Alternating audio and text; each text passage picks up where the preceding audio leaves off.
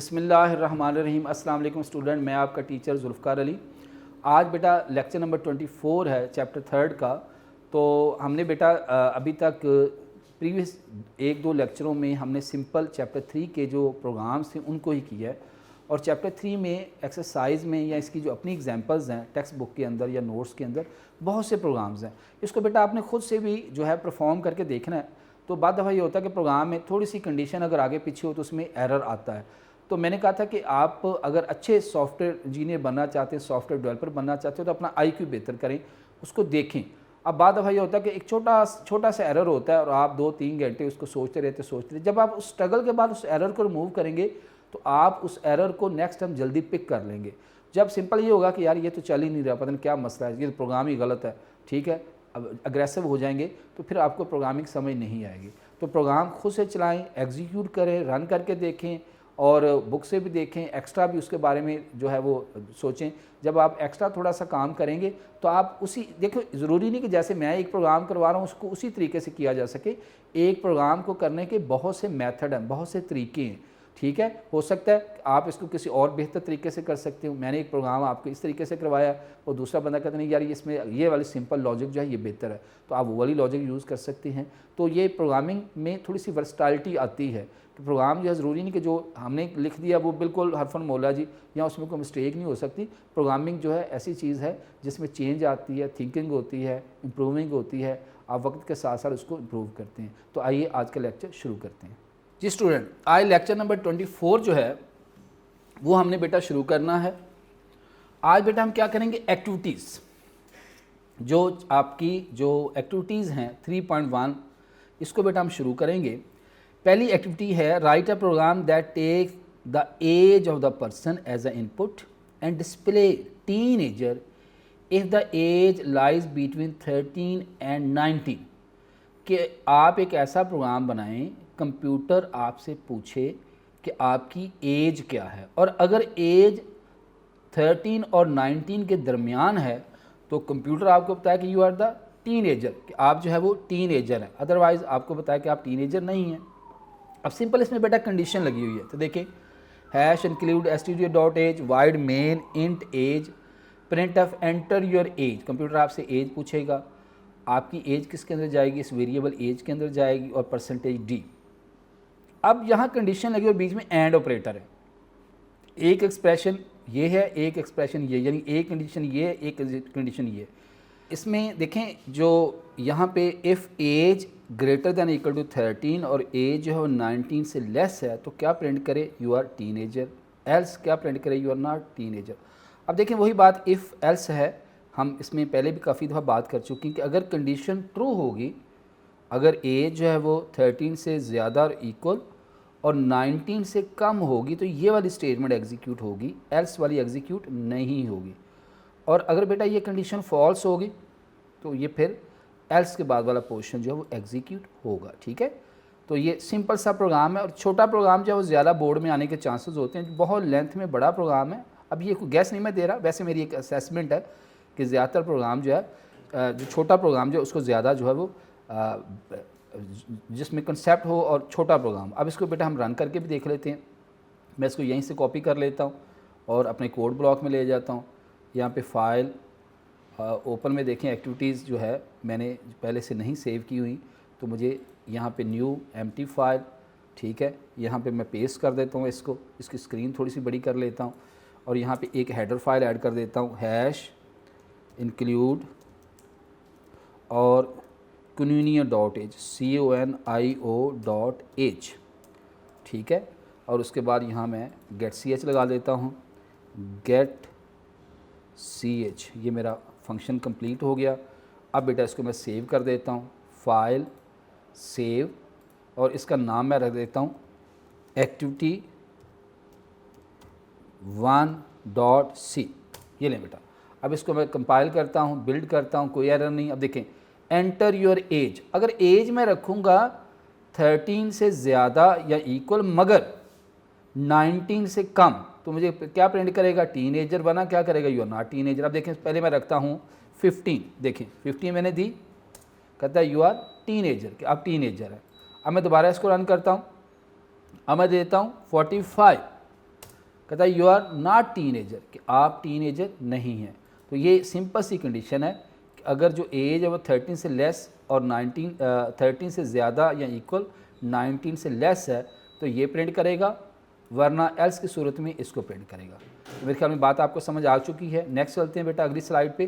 Activity 3.2 है, ये आपने 9th में एक फ्लो चार्ट भी किया था कि write a program that take year age a input, कि आप इसमें ईयर को एज ए इनपुट लेंगे और डिस्प्ले किया जाएगा कि जो आपने ईयर इनपुट किया वो लीप ईयर है या नहीं।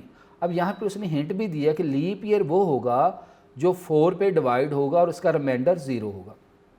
तो ये हमने 9th में भी इसका फ्लो चार्ट भी किया था। ये आपकी हेडर फाइल है, मेन फंक्शन यहाँ से शुरू होता है। इंट ईयर एक वेरिएबल लिया हुआ है, उसकी टाइप क्या है, इंटीजर टाइप। कंप्यूटर आपसे पूछेगा जी एंटर ईयर। अब जो भी आप वैल्यू देंगे इस वेरिएबल ईयर के अंदर स्टोर होगी। परसेंटेज डी उसका फॉर्मेट स्पेसिफायर है।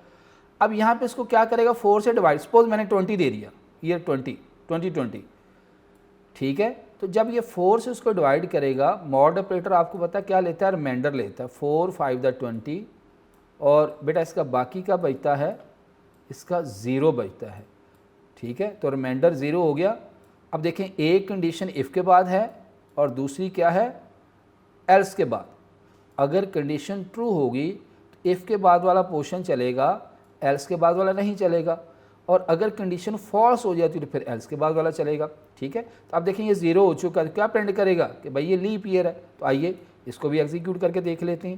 ये छोटे छोटे से आपके प्रोग्राम हैं, ठीक है, और इस तरह के प्रोग्राम जो है आने के ज़्यादा चांसेस होते हैं, ठीक है। तो ये इसको यहाँ से कॉपी कर लें और सेम इसको हम वहाँ जाके ये न्यू एम्प्टी फाइल, यहाँ हम उसको क्या करते हैं, इसकी स्क्रीन थोड़ी सी बड़ी कर लेते हैं और इसको सेव कर लेते हैं और इसका नाम रख देते हैं activity 2.c। ये लीजिए, इसको मैं कंपाइल करता हूँ, कोई मिस्टेक नहीं, रन करता हूँ। कहता है जी एंटर ईयर, मैंने 2020 दे दिया, ये ले 20, पूरा 2020 देने की ज़रूरत नहीं है। कहता है जी नॉट लीप ईयर, ये जो है लीप ईयर नहीं है, क्योंकि अगर हम 22 को 4 पे डिवाइड करते हैं तो रिमाइंडर 0 नहीं आता। दोबारा इसको मैं रन करता हूँ। अब मैं देता हूँ जी 20, जब मैं 20 देता हूँ तो क्या लिख रहा है, लीप ईयर, कि ये आपका क्या है, लीप ईयर है। तो वो आपका ईयर जो 4 पे डिवाइड होकर जिसका रिमाइंडर 0 होगा बेटा, वो आपका लीप ईयर होगा, और जो डिवाइड होकर 0 नहीं होगा वो बेटा लीप ईयर नहीं होगा। तो यकीनन बात आपको समझ आ चुकी है। नेक्स्ट चलते हैं जी। एक्टिविटी 3.3 है कि write a program that take the value of the body of the temperature of the person as a input and display you have the fever if the body temperature is more than 98.6, otherwise display you do not have the fever. कहता है एक programme लिखा, simple, इसमें भी condition लगी हुई if else. अगर body का टेम्परेचर 98.6 है तो कंप्यूटर आपको बताए कि आपको फीवर है, अगर नहीं है तो बताए कि आपको फीवर नहीं है। तो इसमें सिंपल कंडीशन लगी हुई है, hash include stdio.h wide main float, एक टेम्परेचर फ्लोट डाटा टाइप है, टेम्प एक वेरिएबल हमने लिया हुआ है, enter body temperature, scan of percentage D. अब यहाँ पे एक छोटी सी मिस्टेक, यहाँ पे परसेंटेज डी बेटा नहीं आना, यहाँ पे बेसिकली क्या आएगा, परसेंटेज एफ, क्योंकि ऊपर मैंने जो टेम्प है वो बेटा किस किस्म का लिया हुआ है, फ्लोटिंग टाइप लिया हुआ है, ठीक है। ये दिस इज़ अ मिस्टेक, ठीक है। इसको दोबारा देख लें, यहाँ पे परसेंटेज एफ आएगा क्योंकि ये फ्लोट है, ये भी फ्लोट है। अब देखिए टेम्परेचर अगर 98.6 से ज़्यादा है तो क्या प्रिंट करे, you have the fever, else क्या प्रिंट करे कि आपको फीवर, आपको बुखार नहीं है। तो इसको भी टाइप करके आप देख लें, इसको रन करके देख लें, ठीक है जी। तो आप इसको एम्प्टी फाइल पे ले आएँ, ठीक है, इसको सेव कर लें, सेव इसको रखें एक्टिविटी 3.3.c लें जी, इसको एग्जीक्यूट करें जी। मैं जब कंपाइल करता हूँ इसके अंदर कोई एरर नहीं है, मैं रन करता हूँ। एंटर द बॉडी टेम्परेचर मैंने दिया जी 90, कहता है you do not have the fever. अब गेट सी एच लगाने से ये होगा कि ये थोड़ा सा नीचे जो उसकी एग्जीक्यूशन की टाइम आती है वो नहीं आएगी, ये लगा दिया करें आप, हैश इंक्लूड CONIONIO.h, ठीक है। और यहाँ पे फिर बेटा आप गेट सी एच पी लगा दिया करें, गेट ch और ये यहाँ पे ये हो गया। अब बेटा जब इसको आप एग्जीक्यूट करेंगे तो आउटपुट ज़्यादा बेहतर फॉर्म में आपको नज़र आएगी। एग्जीक्यूट करें, रन, एंटर बॉडी टेम्परेचर, मैंने 100 कर दिया, ये लीजिए, कहता है यू हैव फीवर, कि आपको टेम्परेचर है। तो जस्ट कंडीशन लगी हुई है, कोई इसमें जो है वो लंबी चौड़ी बात नहीं है, ठीक है। आगे ये आपकी एक और एक्टिविटी है, इस तरह का प्रोग्राम हमने पहले भी किया हुआ यूनिवर्सिटी के एडमिशन के हवाले से, ठीक है। तो इसमें क्या है कि आपने सिंपल क्या करना जी, eligibility of criteria of university it's different upgrade programme, BSSE आपने करना, तो इसके लिए 80% या उससे ज़्यादा मार्क्स आपके इंटरमीडिएट में होने चाहिए, इंटर में। अगर आपने BSCS प्रोग्राम करना है तो इसके लिए आपके इंटरमीडिएट में 70% मार्क्स होने चाहिए। अगर आपने BSIT करना है तो इसके लिए आपके पास 60% मार्क्स होने चाहिए इंटरमीडिएट। देखें 3 कंडीशन है, if, else if, else if, या तीनों को जो है वो एक जगह भी लगाया जा सकता है। Otherwise university does not enroll the student. तो 3 कंडीशन लगेगी, पहले ये लगेगी, ये लगेगी, ये लगेगी। तो देखिएगा प्रोग्राम, हेडर फाइल है, enter percentage of student, scan variable हमने फॉर्मेट स्पेसिफाइड परसेंटेज एफ लिया हुआ, PER, if percentage greater than equal to 80, ठीक है। अगर जो आपने परसेंटेज दी है आपकी इंटरमीडिएट की वो 80 से ज़्यादा है तो एलिजिबल BSSE प्रोग्राम।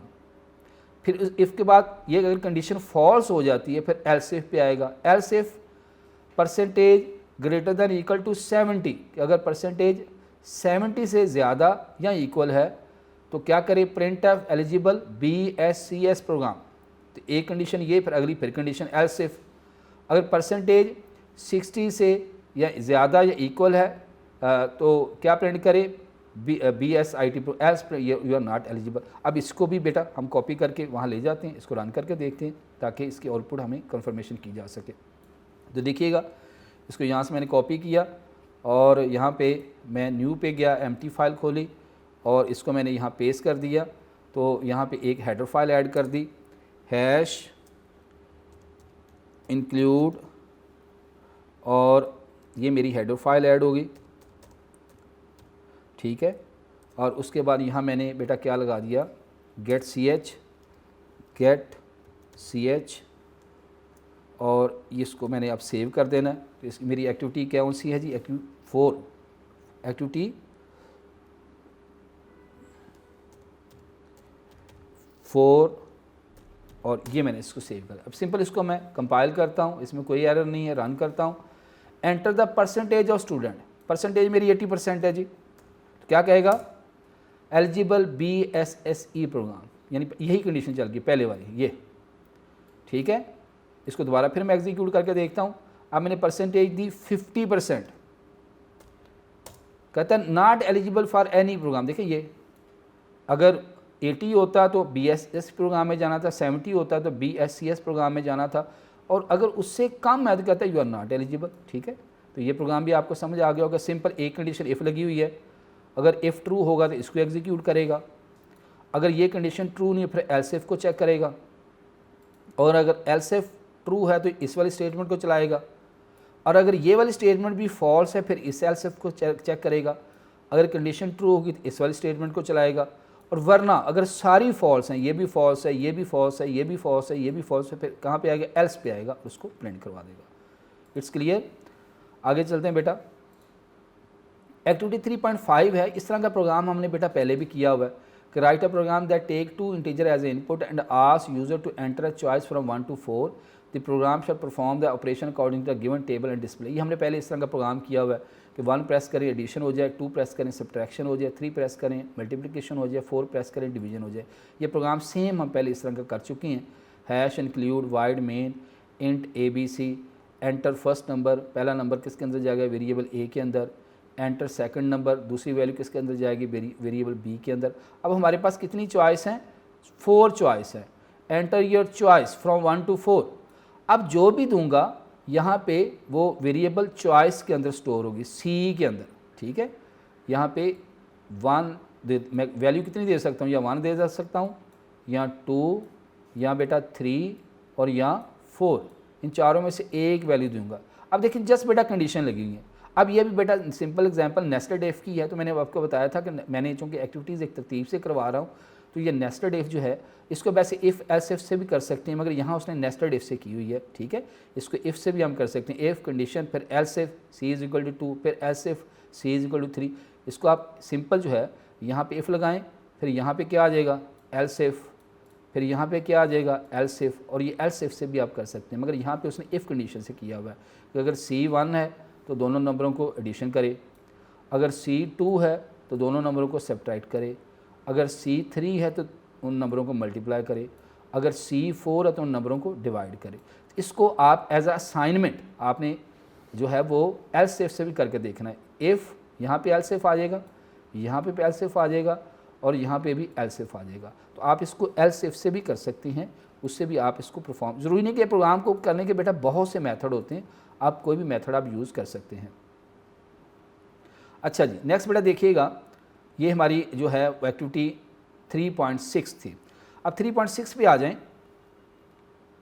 बेटा। 3.6 में क्या, write a program that find and display area of triangle, parallelogram, rhombus and trapezium to choice of user. वो सेम बात, चॉइस हमने देनी है कि हमने ट्रायंगल फाइंड करना है, पैरेललोग्राम फाइंड करना है, रोम्बस फाइंड करना है या ट्रेपेजियम फाइंड करना है। Enter your choice. इस तरह के काफ़ी हम प्रोग्राम बना चुके हैं, काफ़ी समाज को 3-4 प्रोग्राम बना चुके हैं कि जिसमें हमने अपनी चॉइस देनी होती है। 1 प्रेस करूँ एडिशन हो, 2 प्रेस करूँ सब्ट्रैक्शन, 3 प्रेस करूँ मल्टीप्लिकेशन, 4 प्रेस करूँ डिवीजन। और सिंपल इसमें आप इसको नेस्टेड इफ से भी कर सकते हैं, या इफ़ एल्स इफ, फिर अगली कंडीशन एल्स इफ, जितनी आप कंडीशन लगाते जाएंगे, जो कंडीशन ट्रू होगी उसको एग्जीक्यूट कर देगा, बाकियों को ये स्किप कर देगा। तो इसमें देखें हेडर फाइल है, यहाँ पे इंट ch, फिर एक फ्लोटिंग टाइप ट्रेपेजियम के लिए ये PR यानी ये आपका ये उसके लिए, पैरेललोग्राम के लिए ये, रोम्बस के लिए, ट्रेपेजियम के लिए ये वेरिएबल लिया हुआ है। यहाँ पे फाइंड एरिया 1 प्रेस करें तो ट्रायंगल करें, फिर \n न्यू लाइन 2 पैरेललोग्राम के लिए, \n न्यू लाइन 3। ये बेसिकली हमने एक ही लाइन में प्रिंट करवाया हुआ है, मगर जब इसको हम आउटपुट में देखेंगे तो न्यू लाइन पहले ट्रायंगल कहेगा, नई लाइन पे पैरेललोग्राम 2 प्रेस करें, अगली लाइन पे 3 प्रेस करें रोम्बस, और फिर 4th क्या होगा ट्रेपेजियम, ठीक है। अब देखें फिर साथ ही एंटर योर चॉइस। अब चॉइस आपकी एक होगी, स्कैन ऑफ चॉइस आपकी किस में होगी, इस वेरिएबल CH के अंदर आपकी चॉइस होगी। अब चॉइस आपकी क्या है 1 से लेकर 4 तक, 1 से 4। तो पहला है कि अगर CH जो है 1 है तो क्या करें, यानी आप क्या फाइंड करना चाहते हैं, एरिया ऑफ ट्रायंगल फाइंड करें। तो इसमें आप 2 वेरिएबल लेंगे, बेस और हाइट। एंटर योर बेस, और बेस किस में जाएगी, इस वेरिएबल बेस के अंदर। फिर एंटर योर हाइट, किसके अंदर जाएगी, इस वेरिएबल हाइट के अंदर। और ये बेटा एरिया ऑफ ट्रायंगल का formula 1/2 base multiply by height, और फिर उसको प्रिंट करवा देगा। यानी अगर मैंने एरिया ऑफ ट्रायंगल फाइंड करना है तो मेरी ये कंडीशन ट्रू होगी। अब अगर मैं तो 1 प्रेस करूँगा तो ये वाला पूरा पोर्शन मेरा जो एग्जीक्यूट होगा। इसके पोर्शन के अगले, इस प्रोग्राम के नेक्स्ट पोर्शन पे चलते हैं। इसी तरह एल्स इफ, अब इससे पिछले वाला प्रोग्राम मैंने बताया था एल्स इफ से आप कर सकते हैं, ठीक है। नेस्टेड इफ बाद दफ़ा कॉम्प्लिकेटेड हो जाता है तो उसको टैकल करना मुश्किल हो जाता है, एल्स इफ से प्रोग्राम ज़्यादा आसान होता है। अब ये दूसरी चॉइस है कि अगर पहली कंडीशन फॉल्स है, आप जो है दूसरे नंबर पे क्या है कि आप पैरेललोग्राम फाइंड करना चाहते हैं, तो आप फ्लोट, बेस और हाइट इनपुट करवाएं। एंटर बेस, किस वेरिएबल के अंदर जाए, बेस के अंदर जाए। फिर एंटर हाइट, इस वेरिएबल के अंदर स्टोर हो। अब देखें इसके साथ %FF लगा हुआ क्योंकि फ्लोटिंग टाइप हमारी डाटा टाइप है। फिर इसका फार्मूला लिखा हुआ बेस मल्टीप्लाई बाय हाइट, और यहाँ पे इसको प्रिंट करवा देगा। तो ये वाला पोर्शन कब चलेगा, अगर पहली कंडीशन फॉल्स है, बाकी सारी फॉल्स हैं, आपने CH की वैल्यू 2 प्रेस की हुई है, किसके लिए कि आपने पैरेललोग्राम का जो है वो एरिया फाइंड करना है, तो ये वाला पोर्शन एग्जीक्यूट होगा। अब सपोज करें एल्स इफ नेक्स्ट कंडीशन, अगर आपने CH की वैल्यू 3 प्रेस की हुई है तो फिर क्या करें, आपसे इनपुट करवाए बेस 1 बेस 2 हाइट। एंटर करें हाइट को, हाइट वेरिएबल में जाए, बेस 1 को, फिर बेस 2 को। फिर यहाँ पूरा बेटा फार्मूला लगा हुआ है, base 1 plus base 2 divided by 2, ये राइट टू लेफ्ट सॉल्व करके इस वेरिएबल को देगा और यहाँ पे उसको प्रिंट करवा देगा। और एल्स प्रिंट एफ, अब देखें कोई भी कंडीशन ट्रू नहीं होती। आपने पहली कंडीशन ये लगाई है, ये भी फॉल्स हो गई, सारी कंडीशन एल्स इफ ये भी फॉल्स होगी, एल्स इफ ये भी फॉल्स होगी, तो फिर बाय एंड पे आ जाएगा कि इनवैलिड नंबर। सपोज करें कि आपने 1 2 3 4 4 ऑप्शन, 4 में से 5 प्रेस कर दिए, 5 के ऑप्शन तो है ही नहीं है, लिहाजा आपको बताएगा कि ये इनवैलिड ऑप्शन है। ठीक है, ये आपकी क्या है, इनवैलिड ऑप्शन, आपने उसको ऑप्शन जो है वो गलत दी हुई है। ठीक है, तो ये बेटा आपके एक्सरसाइज के जो एक्टिविटीज़ हैं बेटा ये मैंने कंप्लीट करवा दी। इसमें कुछ एक्टिविटीज़ रहती भी होंगी, कुछ एक्टिविटीज़ ऐसी हैं बेटा जो नेस्टेड इफ़ के हवाले से हैं। तो आपका जो फर्स्ट टर्म का बेटा सिलेबस था उसकी कोई देखें हम बेटा डिस्ट्रीब्यूशन करते हैं पेजेस के लिहाज से। ठीक है, कि जितने पेज हैं उसको हम हाफ़ करते हैं और 50% पे रख देते हैं, बाकी रिमेनिंग 50। उसमें यह है कि अब जो चैप्टर 3 मोस्टली जो है वो आपका फर्स्ट 50% में ही आ जाता है। ठीक है, मगर एक दो टॉपिक है, जैसे मैंने मेजर आपको बताया कि नेस्टेड इफ़ है, ये आपका सेकंड टर्म में चला जाता है। कुछ एक्टिविटीज़ मैंने एक दो बीच में आ भी गई थी जो नेस्टेड इफ़ से हवाले से थी। मगर देखें, एक प्रोग्राम जब आपने करना है ना, बस आप नेस्टेड इफ़ नहीं लगाना चाहते तो वही काम आप इफ़ कंडीशन एल्स इफ़ फिर एल्स इफ़ लगाते जाएँ, जितनी मर्जी कंडीशंस उसको कवर करते जाएँ। तो तकरीबन यहाँ तक आपका जो फर्स्ट टर्म का सिलेबस है वो ख़त्म हो जाता है। यानी इसमें चैप्टर 2 बेटा आपके कंप्लीट हैं, कंप्लीट 2 चैप्टर। जो तीसरा है वो तकरीबन हाफ बनता है। हम जो जैसे मैंने अभी बताया कि हम डिस्ट्रीब्यूशन करते हैं according to number of pages, तो नंबर ऑफ़ पेजेस को जब हम आधा करते हैं तो वो नेस्टेड सिलेक्शन यानी नेस्टेड इफ़ स्टेटमेंट भी कहते हैं, उससे पहले है। तो उसमें चैप्टर 3 में कुछ आपके एक्सरसाइज के प्रोग्राम तो सारे नहीं हैं कि एक आधा प्रोग्राम होगा। इसी तरह जो आपका जो है वो एक्टिविटी में एक आधा प्रोग्राम होगा। फाइंड आउटपुट, फाइंड एरर मैंने तकरीबन आपको सारे करवा दिए हैं। ठीक है, तो कुछ डेफिनेशंस होंगी जो नेस्टेड इफ़ से रिलेटेड होंगी या उससे अगले वाले पोर्शन से रिलेटेड होंगी, वो आपकी जो है इसमें होगी। इसमें जैसे कंपाउंड स्टेटमेंट जो है वो इधर ही आ जाती है आपकी, कि बेसिकली कंपाउंड स्टेटमेंट क्या होगी, ओपनिंग क्लोजिंग करली ब्रेसेस के अंदर जितना कुछ हमने स्टेटमेंट लिखी हुई तो उसको हम कंपाउंड स्टेटमेंट कहते हैं। तो बेटा ये आपका फर्स्ट टर्म जो है आज कंप्लीट हो गया। आपसे सिंपल बेटा यही रिक्वेस्ट है कि आपने जो है वो अपने ये जितने भी लेक्चर्स हैं, ठीक है, इसको मैंने कोशिश की है कि टोटल जो है आपकी फ़र्स्ट टर्म जो है 24 लेक्चर्स में कंप्लीट की है। और मैंने कोशिश की है कि साथ साथ जितने प्रोग्राम्स हैं बेटा उसको मैं परफॉर्म भी करके दिखाऊं। मगर फिर भी कहीं अगर कमी कोताही रहती है, देखें हमारे नए नोट्स हैं, नई बुक है, तो इसमें अपग्रेडेशन होती रहती है, साथ साथ प्रोग्राम्स को भी बेहतर हम करते रहते हैं। प्रोग्रामिंग में आप ये कह लें कि अब एंड पॉइंट नहीं होता कि यार ये चीज़ बिल्कुल अब ख़त्म हो गई है। प्रोग्राम जो है ये एक कंटिन्यू प्रोसेस होता है, इसमें अपग्रेडेशन जारी रहती है और प्रोग्राम वक्त के साथ साथ अपग्रेड होके मज़ीद बेहतर होता है। ठीक है, तो अपग्रेडेशन चलती रहती है आपके प्रोग्राम्स के अंदर। आपकी जो मटेरियल्स हैं, आपकी बुक है, उसमें भी आप देखेंगे वक्त के साथ साथ बहुत सारी चेंजेस आएंगी। तो ये बेटा आपका फ़र्स्ट टर्म का सिलेबस इंशाल्लाह आप यहाँ तक तैयारी कीजिएगा ताकि आपके फ़र्स्ट टर्म के एग्ज़ाम अच्छे हो सके। तो जो अब आपकी बेटा सेकंड टर्म है वो हम नेस्टेड इफ़, यानी बहुत सारा मटेरियल हमने कवर कर लिया चैप्टर 3 से। नेस्टेड इफ़, एक आधी एक्टिविटीज़ और कुछ एक दो प्रोग्राम और तकरीबन चैप्टर 3 भी हमारा फिनिश हो जाएगा। तो यहाँ तक आपका फर्स्ट टर्म का एग्ज़ाम जो आपका सिलेबस है वो ख़त्म चुका, जो कि टोटल 24 लेक्चर्स बनते हैं। ये था आज का आपका लेक्चर। नेक्स्ट लेक्चर के साथ फिर हाज़िर होंगे। अल्लाह हाफ़िज़।